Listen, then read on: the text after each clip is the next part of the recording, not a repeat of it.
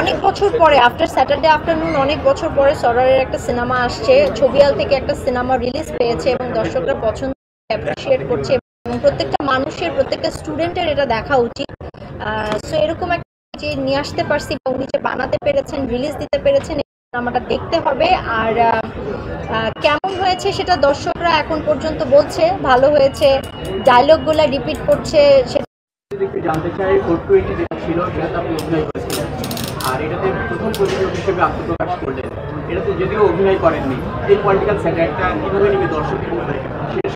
বাংলাদেশের 840 ইতিহাস হয়ে থাকবে, কারণ বাংলাদেশের ইতিহাসে আই ডোন্ট থিঙ্ক সো এত বড় ক্যানভাসে পলিটিক্যাল স্যাটায়ার কোনো ফিল্ম হয়েছে, এত রিলেভেন্ট এই সময়কার কোনো গল্প নিয়ে কাজ করা হয়েছে এত সাহসিকতার সাথে। সো আমি আশা করছি এটাও 420-র মতোই কাল্ট হয়ে থাকবে। অ্যান্ড একটা ভালো প্রোডাকশনে জড়িত থাকাটা অনেক ইম্পর্টেন্ট, সেটা ক্যামেরার সামনে না ক্যামেরার পিছে এটা খুব একটা ম্যাটার করে না। 420-তে তখন ক্যামেরার সামনে ছিলাম, অ্যাক্টিং করেছি, এবং 840-তে ক্যামেরার পিছনে কাজ করছি, সাপোর্ট করছি প্রডিউসার হিসেবে। আমার দুইটার ফিলিংসই একেবারে একই রকম, দুটাই অনেক ভালো প্রোডাকশন এবং দুটার জন্যই আমার শুভকামনা এবং ভালোবাসা। যেহেতু এটা বলছিলেন, এই যে আমাদের যে 5 জুলাই যে ইয়েটা হলো, যে নতুন করে যে আত্মপ্রকাশ তার আগের শুট ছিল এটা, কিন্তু আমরা যখন প্রিমিয়ারে দেখেছি বা কিছু ইনক্লুড করা হয়েছে, আসলে এই ঐতিহাসিক মুভমেন্টের কিছু জিনিস রাখা হয়েছে, এটা আসলে কবে নাগাদ মনে হলো যে এতটুকু আমরা ইনক্লুড করবো? না, এটা তো আসলে কি আসলে না, এটা কিন্তু যখন শুট করা হয়েছে তখন একেবারে 2023-এর মিডিলে শুট করা হয়েছে, 2024-এর জানুয়ারি মাসে শুট শেষ হয়েছে। ফিল্ম মেকার তো আসলে একজন ক্রিয়েটিভ মানুষ, সে কখন কি করবে এটা আসলে প্রেডিক্ট করা খুবই কঠিন, আর সরারের বিষয়ে প্রেডিক্ট করা খুবই কঠিন।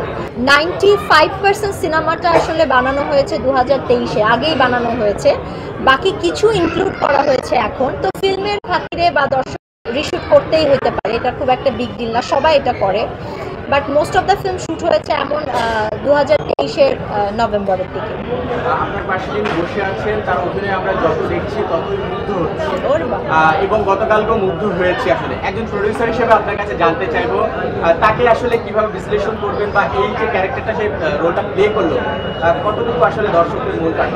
প্রথমত একজন প্রডিউসার হিসেবে বলার চাইতে উনি যদি ওনারটা বলে এটা অনেক বেটার। তবে আমি একটা কথা বলবো যে নাসির ভাই এমন একজন অভিনেতা যাকে দিয়ে কাজ করানো খুবই সহজ একটা বিষয়, কারণ সে he is a very good listener এবং সে ডিরেক্টরস আর্টিস্ট।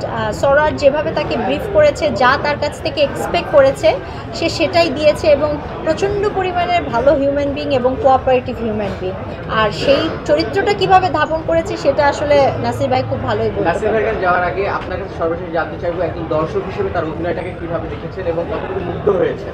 না, নাসির ভাইয়ের অভিনয় আমার সবসময় খুবই পছন্দ এবং উনি ভার্সেটাইল একজন অ্যাক্টর, সেই জন্যই আসলে এই ক্যারেক্টারটার জন্য তাকে কনসিডার করা হয়েছে। মনে হয়েছে যে এই ক্যারেক্টারটা উনি ফুটিয়ে উঠাতে পারবেন।